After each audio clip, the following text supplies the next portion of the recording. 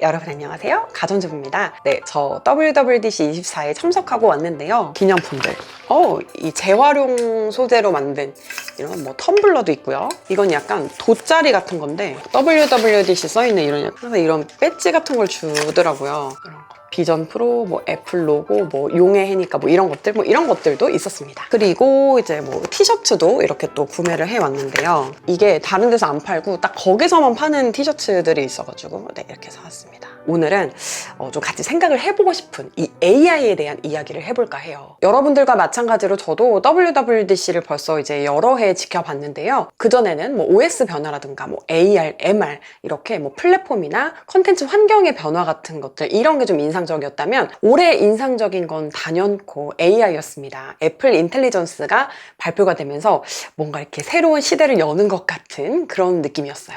말로는 표현하기가 어려운데 제가 좀 그 미드 이런 거 좋아해가지고 좀 드라마에 연결해서 이야기를 해보자면은 예를 들면 뭐 왕좌의 게임 뭐 이런 거라고 쳐봐요. 그러면은 내가 있는 땅으로 다른 막 이민족이 막 확 넘어온다든가 뭔가 바이킹이 넘어온다든가 그럴 때 들어오고 있는 배를 보는 것 같은 좀 그런 느낌이 들었었거든요. 주식시장의 변화가 또 굉장히 이야기가 많이 됐었는데 WWDC가 이제 끝난 직후에 애플이 다시 이제 시총 1위를 탈환했죠. 저는 주식을 잘 모르는데 이제 뭐 한 작년 뭐 재작년만 봐도 뭐 테슬라라든가 2차 전지 이런 거에 좀 사람들이 많이 관심이 있었다면은 지금은 기사량이라든가 실제 주가만 봐도 뭐 마이크로소프트, 뭐 엔비디아, 애플 이렇게 AI로 초점이 옮겨지고 있다는 거는 좀 확실히 보이더라고요. 많은 전문가들이 AI가 우리의 삶을 근본적으로 바꿀 거라고 이야기를 많이 하고 있습니다. AI가 지금은 좀 단순한 도구 정도로 사용이 되는 것 같은데요. 지금도 조금씩 바뀌곤 있지만 우리 생활 방식이라든가 뭐 업무 방식 그리고 인간관계까지도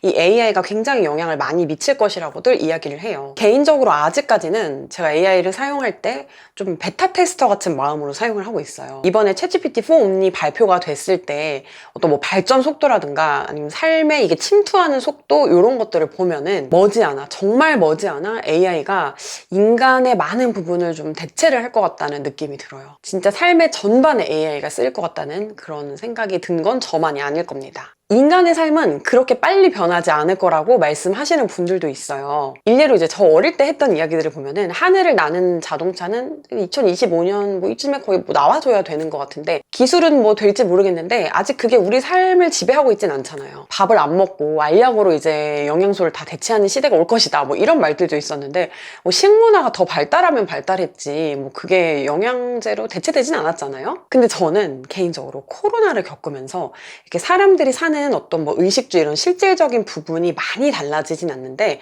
사람이 참 빨리 변한다는 생각이 들었어요. 환경에 그렇게 빨리 익숙해질 수가 없다.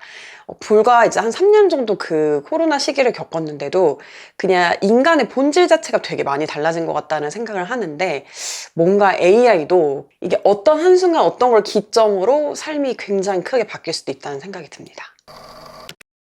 그러다 보니까 저는 이 인간의 능력에 대해 좀 본질적으로 고민을 하게 되더라고요. 과연 인간의 어떤 능력이 어디서부터 어디까지 쓰이게 될까? 필요로 하게 될까? 특히 저는 자녀를 양육하고 있기 때문에 새로운 패러다임으로 이 교육에 좀 접근을 해야 되지 않을까라는 생각을 정말 많이 해요. 그러니까 어떤 분들한테는 이 변화가 그냥 뭐 때 되면 바뀌겠지 하는 변화겠지만 저는 실제로 아이를 키우면서 그냥 이게 매일매일 마주하는 현실적인 고민이 되어버린 거예요. 왜냐면 제가 이제 자랄 때는 뛰어난 두뇌를 성실하게 가동하는 것이 되게 중요했어요. 근데 앞으로는 학습이나 연습으로 익힌 기술을 쓸 일이 과연 있을까? 싶은 거죠. 저희 남편 공주형 같은 경우에는 작곡에 대해서 큰 꿈을 가지고 있었어요.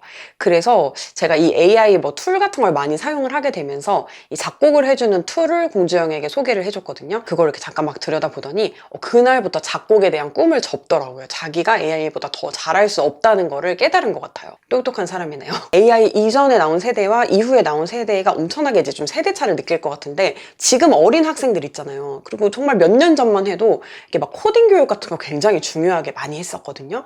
근데 저는 코딩을 잘 모르지만 이제는 코딩을 할 필요가 없다라고 말을 하는 사람들도 있어요. How should they educate their kid?